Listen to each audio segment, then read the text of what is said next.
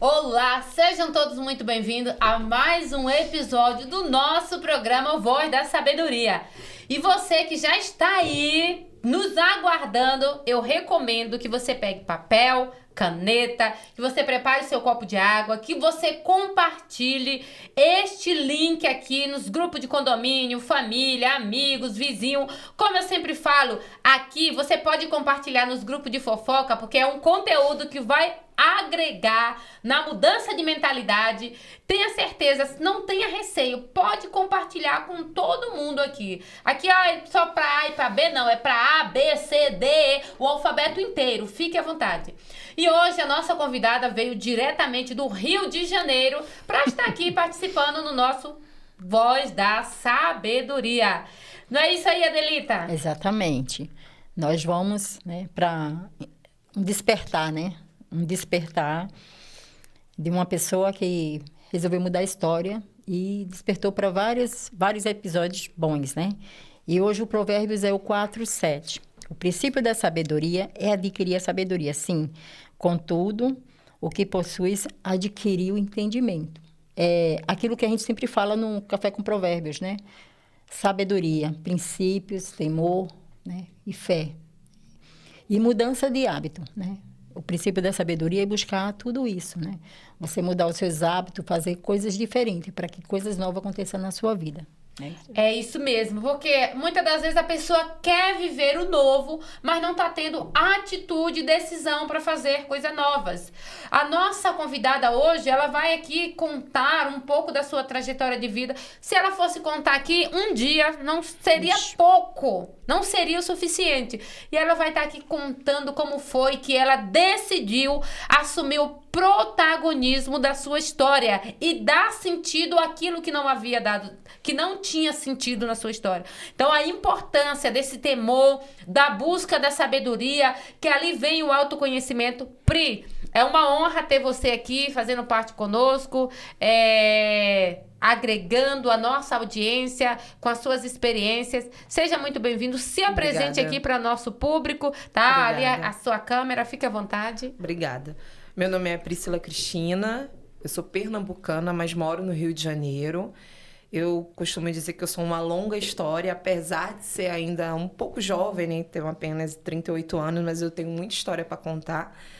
E quero agradecer a vocês pelo convite. Eu espero realmente colaborar para o público que está achando que não tem mais o que fazer, está perdido, não sabe para onde ir, que não existe felicidade para você, que eu nasci para dar errado, porque essas eram as sensações que eu tinha na vida durante muito tempo. Eu carreguei essas sensações, eu nasci para ser infeliz, eu nasci para dar errado, né? Então, eu espero colaborar para um despertar, né, de alguém que precisa se posicionar e despertar protagonista. Porque o que é o protagonista? O protagonista, ele é o personagem principal de uma história. E durante muito tempo eu fui coadjuvante da minha história. Eu fui a continuação dos problemas familiares, dos padrões familiares. E quando a gente traz para a nossa consciência o que a gente está vivendo, o nosso comportamento, aí a gente consegue despertar o protagonismo. Porque o protagonismo só dá para despertar quando você tem consciência da realidade que você está vivendo. Aí você começa a mudar a mentalidade e começa a despertar o personagem principal da sua história, que é você. Qual foi o episódio que você olhou assim e falou, chega de ficar no palco ali, ou na plateia de espectadores? Qual foi o momento que você falou, não, a partir de hoje eu vou assumir o papel de protagonista da minha história? Qual foi a virada de chave? O que aconteceu que fez você ter essa... Então, a minha virada de chave aconteceu em 2018. Eu sempre fui uma mulher de oração, né? Eu fui criada no Evangelho, passei 4 anos fora, mas eu sempre tive uma vida de fé muito profunda, eu sempre fui muito conectada ao sobrenatural. Em um momento de oração, eu estava na minha casa orando, falando com Deus, lendo a palavra, e eu falei com Deus, Deus, eu não aguento mais, eu faço a tua obra, eu me esforço para fazer as coisas certinha, eu sou uma mulher dedicada, né, aos serviços da obra de Deus. Por que a minha vida não anda? Por que a minha vida é parada? Por que eu não prospero em nada? Tudo que eu faço dá errado. né? Tudo que eu começava, eu parava.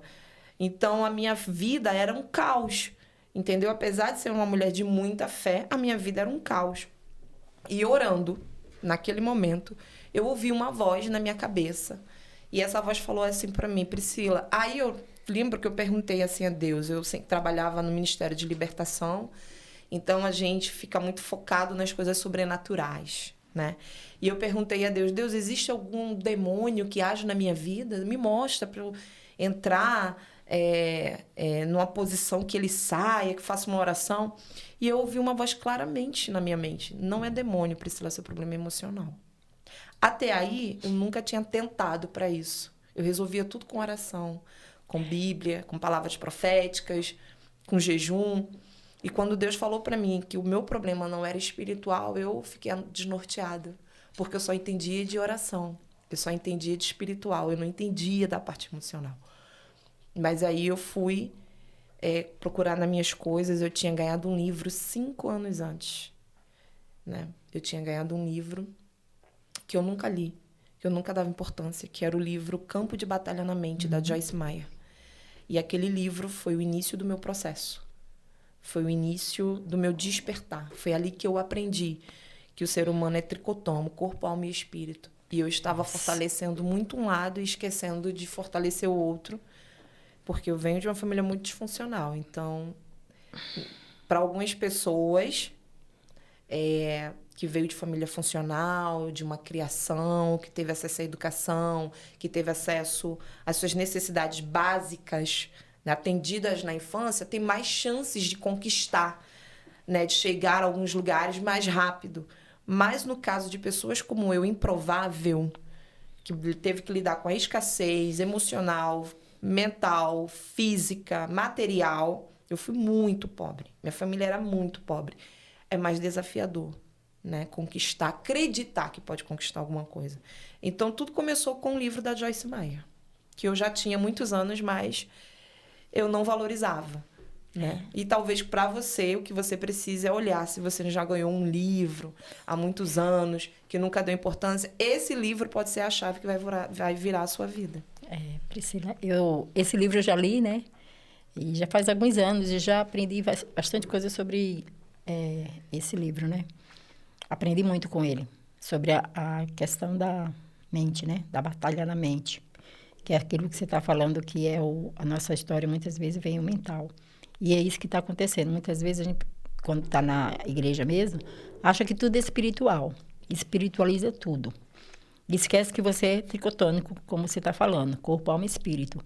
E muitas vezes nós vemos, vem coisas que aí não dá importância, que, por exemplo, esse livro fala muito da batalha na mente. Pensamentos. Pensamento. A palavra de Deus fala que a gente tem que colocar capacete, né? Salvação, que o capacete guarda, protege pensamentos. E pelo que você está falando, tem várias situações suas que vinham da mente. Sim. Todos os meus problemas vinham dessa forma. Dos meus pensamentos muito bagunçados e negativos. Tem uma frase nesse livro que eu guardei para minha vida. E hoje eu sou mentora de mulheres, né? E dentro da mentoria eu trabalho muito essa frase com as meninas. Pense sobre o que você está pensando. Não pense aleatoriamente. É uma frase do livro. Que eu trouxe para minha vida. E toda vez que meu pensamento está querendo devagar, né, passear demais ou trazer memórias que não me convêm, eu me pergunto, por que eu estou pensando isso? Porque tudo que a gente pensa, a gente sente. Exatamente. E tudo que nós sentimos se transforma em comportamento. Então, não tem como ser vencedora, comportamentos de vencedora com pensamentos de derrotada. De negativo, né? E qual foi o primeiro sinal de que você viu que uma mudança interior realmente estava acontecendo na sua vida? Quando a vida começou a ficar mais leve. Quando eu comecei a criar os meus projetos e começar a acontecer. Né? Aí, quando eu comecei a me desenvolver, depois eu fui para um programa de rádio, né? Aí entrou a pandemia, né? E Deus me fez prosperar em um programa de rádio lá no Rio de Janeiro, na Baixada Fluminense, que é assim que a gente chama. Eu morava em Duque de Caxias. E Deus me prosperou naquele programa de rádio. E eu comecei a ver que eu comecei eu comecei a dar certo. E depois veio o programa de TV, eu tive um programa de TV na TV lá também do Rio, e começou a prosperar, Deus abençoou, né? Depois eu comecei a crescer, a desenvolver, a sair da geografia que eu estava, porque é uma questão que acontece muito, né? Nós estamos em uma geografia, moramos, né? E lá estão os nossos colegas de infância, os amigos da igreja, familiares. Mas quando a gente começa a mudar a geografia interior, a geografia exterior já não te suporta mais. E não é sobre se está se tornando melhor ou pior. É porque não combina mais. Eu sou consteladora familiar, né? E na constelação a gente aprende sobre a consciência familiar. E essa consciência é uma forma de pensamento geral de um bairro, de uma rua, de um quintal de família, de uma genética familiar, né? De uma religião. Então, quando eu comecei a expandir a minha mente e a frequentar outros lugares, aprender a me vestir de forma diferente, a falar, a me comportar, a acreditar que eu podia mais. Porque a primeira coisa que causa incômodo das pessoas é você começar a acreditar que pode mais. Quando você começa a verbalizar o que você deseja para você, o que você acredita que pode conquistar, isso incomoda as pessoas. Mas não é sobre inveja, não. É porque você está falando para as pessoas que veio da mesma rua, do mesmo bairro, estudou na mesma escola que você, o que você deseja, o que você sonha, o que você acredita que pode. E elas se perguntam, quem lá pensa que é? Mas é um inconsciente, é uma autodefesa que o cérebro dessas pessoas criam para se afastar de você.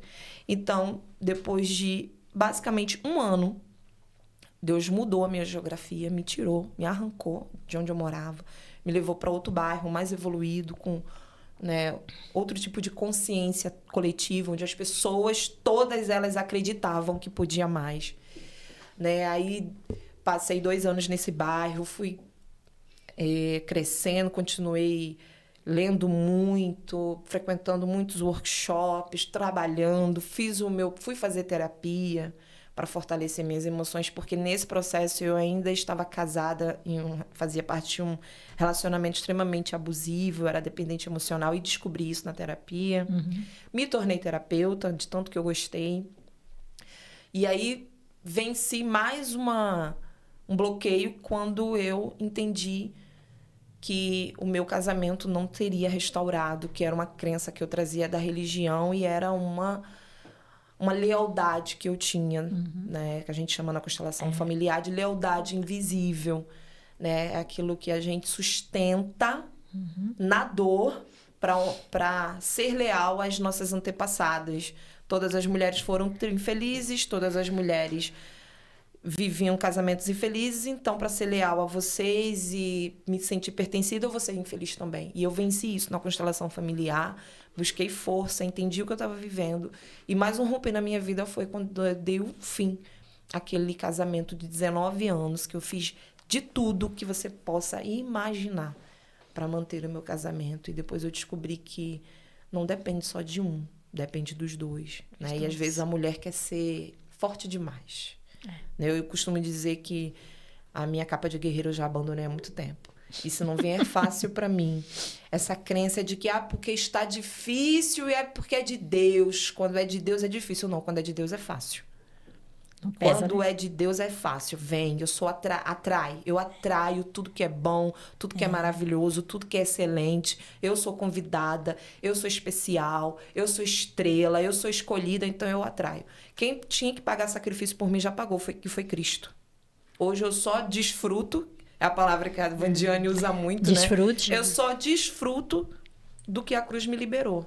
Então, se tá muito difícil, eu já entendo. Pai, então não é para mim. Espera mais um pouquinho. Talvez eu não esteja pronta. E é assim que eu levo a vida hoje.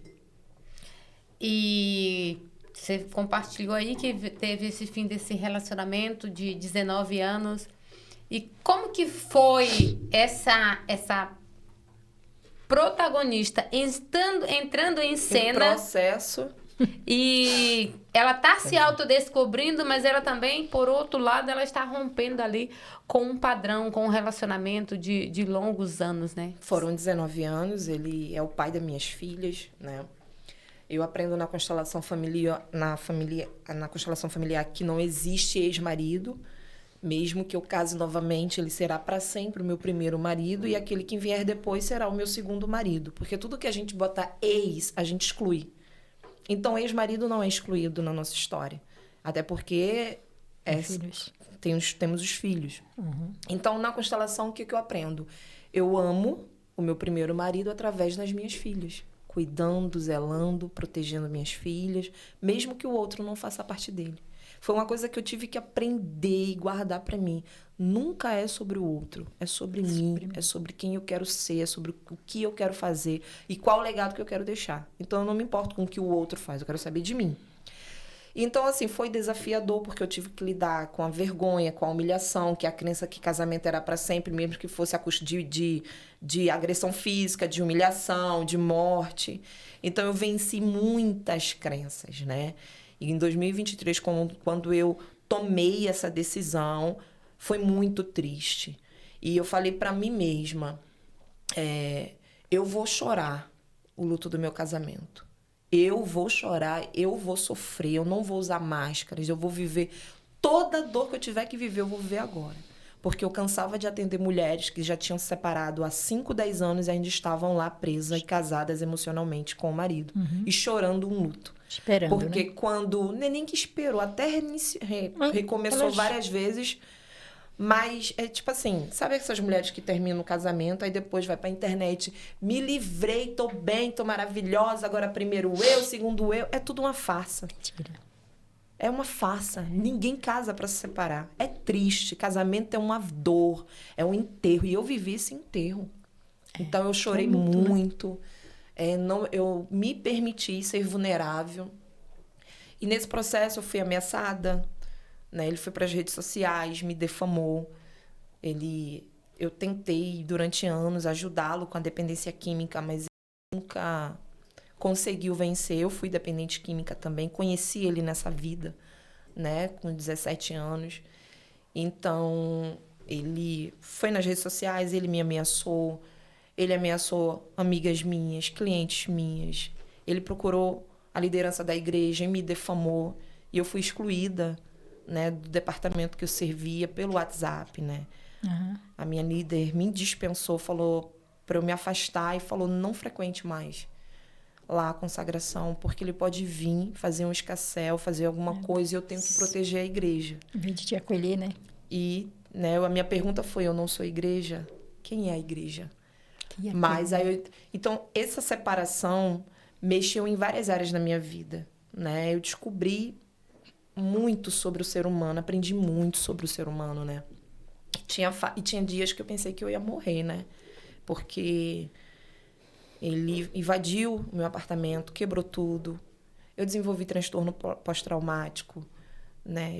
Eu via ele dentro de casa, eu ouvia ele entrando. Às vezes eu passei meses sem dormir. Quando eu cochilava, eu acordava, eu fiquei com uma olheira horrível. Pouca gente sabe disso. Sofri calada, quieta. Só as mais íntimas sabiam, né? E tinha dia que eu achava que ia morrer, mas venci na oração também, dei entrada nas medidas protetivas, dei entrada na medida protetiva. Não seja orgulhosa. Funciona.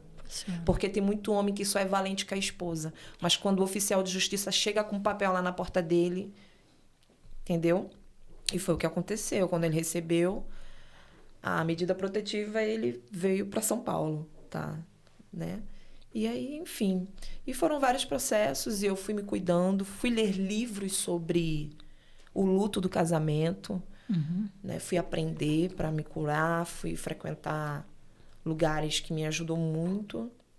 E teve muita gente que me abandonou, mas também teve muita gente que me acolheu, né? Existem os dois lados da história. E eu tô aqui já há 2 anos, graças a Deus. E de que forma você hoje ajuda outras mulheres? Como que você usa a sua dor para, de fato, impactar? Como que você faz isso? Com certeza. Muita gente falava para mim, né? Não toca nesse assunto mais não fala sobre isso não, deixa para lá. quando você fala também que a sua pastora te abandonou, porque além da minha falar. pastora ter me abandonado, ela ligou para as minhas clientes e falou assim, ó, para de andar com a Priscila, porque o marido dela tá ameaçando ela de morte. Já pensou se ela vem e você tá perto? Ela em nenhum momento me perguntou, tá precisando de um arroz para suas filhas? Como é que tá aí o aluguel esse mês para pagar? Então, as pessoas falam muito isso, que eu não deveria falar sobre isso, porque eu escandalizo a igreja. Não, tem que falar. Mas eu sou a igreja. Eu sou a parte ferida da igreja. Eu fui a Isso. parte ferida da igreja. E a gente tem que parar de ficar encobrindo as manchas do vestido da noiva. A mancha do vestido da noiva tem que ser exposto para que o noivo venha e limpe aquelas que querem ser limpas. Isso. Então eu não é a minha história, eu tenho histórias lindas sobre a igreja. Eu sou o resumo de mulheres que acreditou em mim quando eu não tinha nada, eu era uma bagunça emocional. Eu era desequilibrada emocionalmente, eu era emotiva demais, carente demais, entendeu?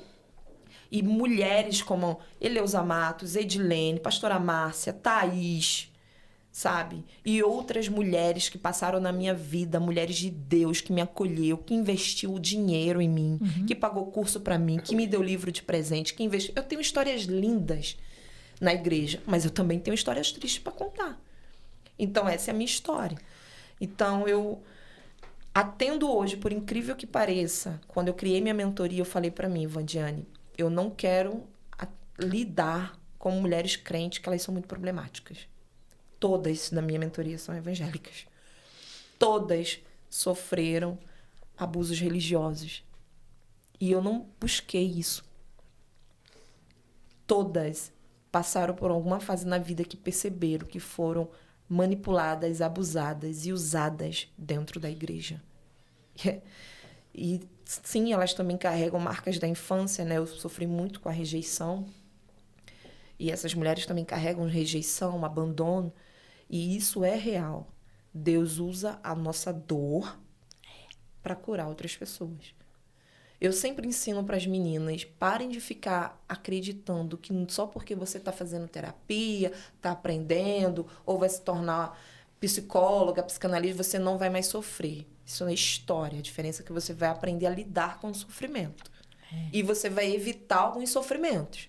Porque quando você tem um complexo da salvadora, você procura problema. Porque você só é validada quando está ajudando alguém. E, às vezes, a maioria das vezes, é alguém que não quer ser salvo. Mas aí, hoje, depois que a gente expande a nossa consciência, aprende, entra na jornada do autoconhecimento, você começa a perguntar, Deus, esse sofrimento é para mim mesmo ou eu que estou buscando? Se for o Senhor, eu entro. Porque eu sei que vai me causar evolução. Mas se eu estou buscando esse sofrimento inconscientemente, me mostra. Então, eu falo para as meninas, eu prego a cruz. Eu prego a cruz. Tem rejeição, tem abandono, tem traição, tem humilhação que é necessário que a gente passe para uma evolução de espírito. Tem coisa que a gente não precisa passar. Sim. E é isso que eu ensino para as meninas com o que eu aprendi na minha jornada. Né? E até agora elas falam que está funcionando, graças a Deus. Mas a vida tem várias situações, né? Que nem assim, você viveu um trauma religioso, como tem muitas mulheres vivendo isso aí. Eu vivi vários, mas esse foi o que mais me doeu, porque foi na área da minha vida mais doída, que foi o fim do meu casamento. Quando você né? pensava que iria, né? Aquela pessoa iria te socorrer, te deu as costas. Mas assim, eu olho que muitas vezes, né, Deus quer nos ensinar e quer nos mostrar, porque nesse momento a gente descobre realmente com quem eu posso contar. Sim. Né? Eu costumo falar que a gente precisa aprender a contar com a graça e a misericórdia do Senhor. E nem sempre a graça, a misericórdia está naquela pessoa que você está esperando. Né? E às vezes as pessoas acham que é naquele local que você está. E como você falou no começo, Deus vai te colocar numa geografia diferente. E foi o que aconteceu. Até de igreja. Sim. Eu estava lá naquela fase, servindo na igreja, eu estava muito feliz servindo lá. Eu estava muito feliz, mas eu nunca baixei a cabeça, né? Eu lembro que nessa fase de muita dor, eu fiz um evento para a família. Como que uma mulher separada, sendo ameaçada, saindo de um casamento que faliu, faz evento para a família? Eu não sei, eu sei que deu certo.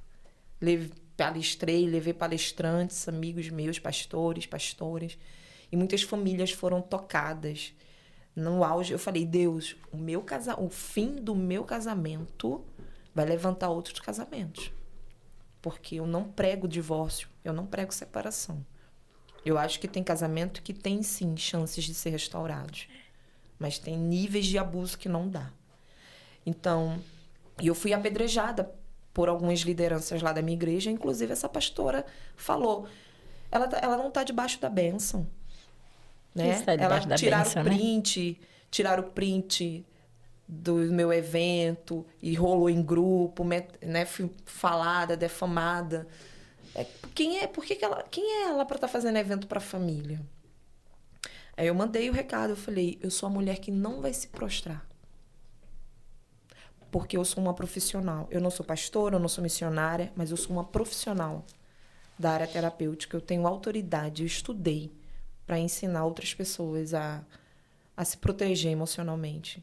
Porque eu mandei o recado, eu falei, se fosse para eu vender balinha no sinal, ninguém ia perguntar se eu preciso da bênção do pastor. Se fosse para eu ficar pedindo cesta básica lá na igreja, eu não ia precisar da bênção do pastor. Mas para me posicionar e me levantar, eu preciso receber a bênção de alguém para trabalhar. Então, eu sempre tive essa personalidade, sou nordestina, né? Na minha característica emocional, genética, a gente não é fácil. A gente é quente, a gente é ruim de dobrar. E eu tenho muito orgulho do meu povo, eu tenho muito orgulho de onde eu venho. A gente vem de lugar seco. Então, caminhar sozinho no sol ardente é normal pra gente. Então, nem adianta tentar me abandonar, meu amor, porque eu sozinha, eu e Deus, tá ótimo. É menos peso. Entendeu? E as pessoas, às vezes, me acham muito agressiva. Eu tenho esse temperamento colérico, eu tenho uma fala muito pesada. E quando começo terapia com alguém, eu vou logo avisando. Eu falei, não sou terapeuta zen, não, tá? Aqui comigo tu vai ou racha. Eu faço uma mentoria de 3 meses. Eu vou te dar 3 meses para tu mudar de vida comigo. Então, não adianta porque eu sou agressiva, sou violenta, sou quente, entendeu? Mas eu amo. Uma vida que Deus traz às minhas mãos, eu amo, eu oro, eu zelo e eu respeito. Porque eu já caí na mão de abusadores religiosos. Então, foi uma coisa que eu falei para Deus. Deus, nenhuma alma que o Senhor trazer para minha mão. Eu não quero fazer de boneco, eu não quero manipular, eu não quero usar. Então, eu tenho esse perfil, né?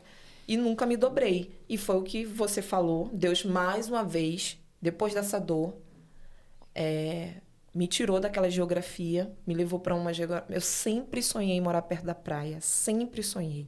Eu achava que eu só ia ter condições de fazer isso lá nos meus 40 e poucos anos. E quando eu comecei a frequentar muito uma realidade, um bairro que tem lá no Rio, que se chama Recreio dos Bandeirantes, é um bairro muito corporativo, muito do empreendedorismo, a galera lá só fala de dinheiro, a galera lá quer crescer. Não é que só fale de dinheiro, mas é uma galera que quer dinheiro. E eu vim de um lugar que dinheiro é problema. Eu vim de um lugar onde dinheiro era maldição, onde dinheiro transforma o caráter da pessoa. E a gente sabe que isso não existe. E eu comecei a frequentar muito esse lugar, e eu morava longe, né? E eu comecei a abrir minha mente. Deus quer me trazer pro Recreio? Fale logo. Fale logo, quer me trazer pro Recreio? Que eu tô tendo que vir tanto pra cá, tanto pra cá, tanto pra cá. E eu comecei a orar. E Deus começou a confirmar. Eu fiquei com um valor retido durante 6 meses. Um dinheiro que eu tinha que receber. Ficou 6 meses retido. Quando eu decidi, vou me mudar. Vou me mudar. Deus confirmou. Eu falei com as minhas filhas, a gente vai se mudar de novo. As meninas, ai mãe, de novo? Vamos de novo nos mudar. Deus confirmou. Naquele mês, quando eu fui passar o cartão, saiu todos os atrasados do valor. Eu fiz a minha mudança, dei entrada no aluguel e fui morar no Recreio dos Bandeirantes, a 10 minutinhos da praia. Antes eu levava quase 1 hora para chegar na praia. Agora eu vou para a praia caminhando.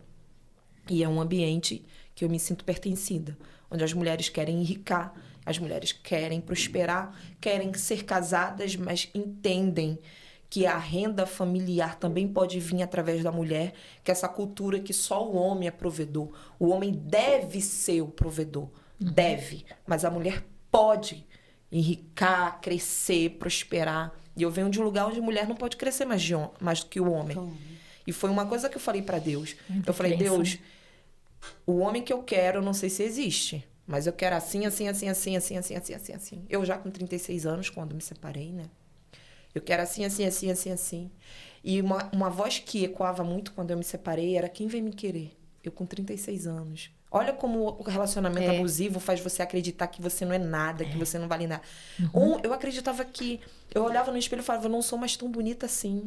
Quem vai me querer? Eu fortaleci tanto as minhas emoções. Eu comecei a rebater tanto essas palavras, Van, que eu comecei a declarar: se ninguém me quiser, eu me quero. Isso. E eu sou o suficiente para mim.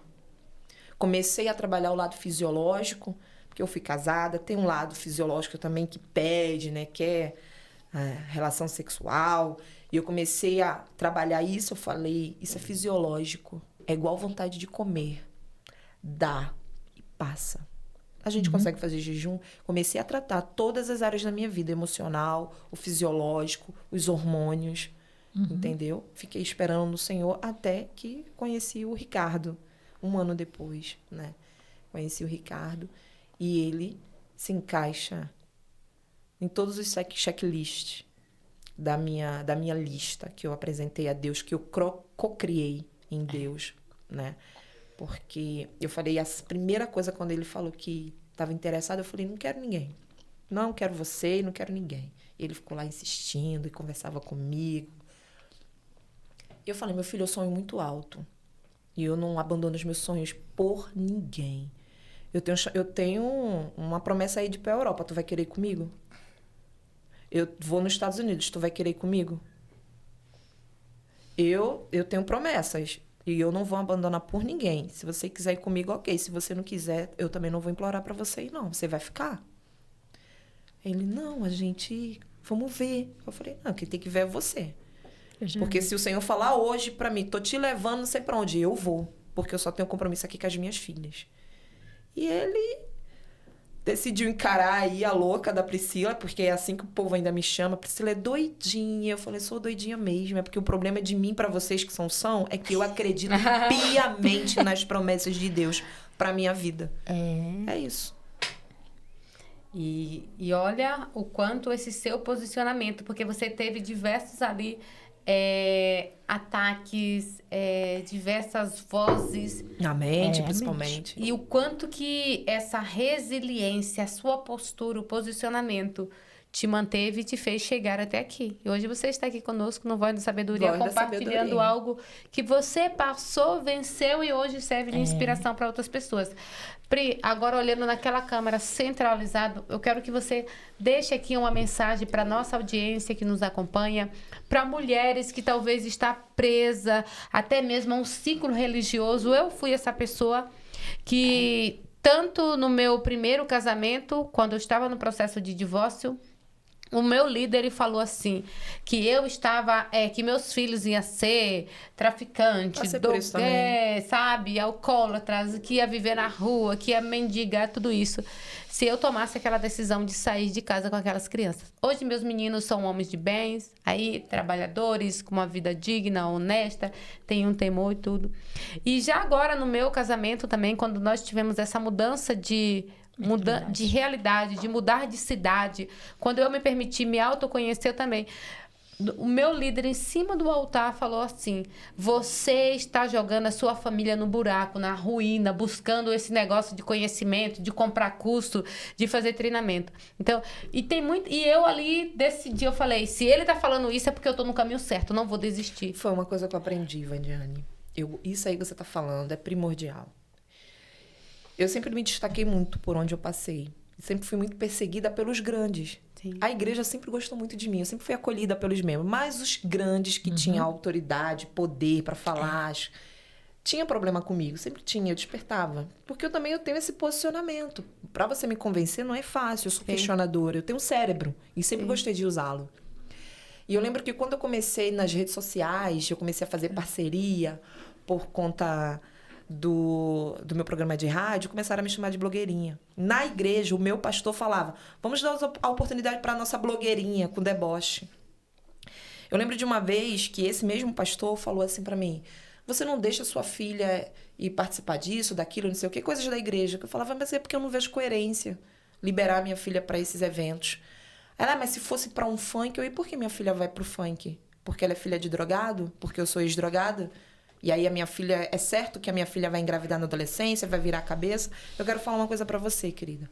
Aprenda uma coisa. Quando você vê uma liderança te perseguindo demais, é porque eles já viram que você tem um potencial muito grande e eles não estão sabendo lidar com isso. E foi o que essa pastora me ensinou. Sabe? Quando eu acordei, quando eu percebi, ela não foi a primeira da minha vida, a líder, a agir assim comigo. Eu falei, Deus, eu não sei que chamado é esse, que esse povo vê em mim, que eu mesma não vejo, mas agora eu quero. Agora eu quero. É para ser pastora? Eu quero. É ser o quê, Senhor? O que o Senhor quer me fazer? Que esse povo aí, que se sente inseguro e me persegue, tá vendo que eu não estou vendo. Eu quero. E aprenda isso. Quando você vê pessoas que são maiores que você te perseguindo, é porque elas já viram algo grande em você e não estão sabendo lidar com isso. Não guarde rancor, mas pergunte a Deus. Deus, o que é que ela está vendo em mim que eu não estou vendo? Eu quero para mim. Porque às vezes na dor a gente não consegue ver o nosso potencial. Sim. E sabe o que aconteceu anos depois, infelizmente, que esse pastor, ele tinha uma amante. E foi embora com a amante. E foi um choque pra gente. Então, é uma coisa que eu aprendi e sempre falo, tome conta da sua vidinha. Sim. Não prenda ninguém, não, deixe ir. A ovelha não quer ficar, deixe ir. Jesus. Então, eu tenho 38 anos de evangelho. É uma história longa, eu já vi muitas histórias. Já também magoei pessoas, claro, com certeza. Com esse meu temperamento. E quando eu era desequilibrada, eu magoava com facilidade, né? Mas, graças a Deus, eu nunca estive em posição de liderança, né? Sim, Então, sim. é isso. Deixa aí suas redes sociais, já estamos chegando aos minutos finais, estamos encerrando o nosso episódio. Quem quiser conhecer a Priscila, conhecer os seus serviços, aonde que te encontra? @terapeutapri no Instagram, lá você vai achar meus conteúdos, meu WhatsApp, e vai ser uma honra servir a sua vida através do meu conhecimento. Sou mentora de mulheres e também faço encontro de constelação familiar, né? Falam muito mal da constelação, mas constelação não é falar com morto, eu sou crente, tá, gente? Então, fique tranquilo e se abram para o novo. Que às vezes é nisso que você rejeita que tá a tua vitória. É isso aí, gente. Muito obrigada a todos vocês pela audiência que está nos acompanhando. Adelita, minha querida. Eu agradeço, né? Eu agradeço por cada situação que Deus está nos proporcionando. E você que está ouviu esse podcast hoje, pare um pouquinho para pensar o que você está pensando. Como a Pri falou, né? Sobre o livro. É sobre o livro, é sobre situações que você está vendo na sua vida e você precisa mudar e às vezes você ainda não fez. Faça isso por você. Que Deus te abençoe. É isso aí, gente. Até a próxima.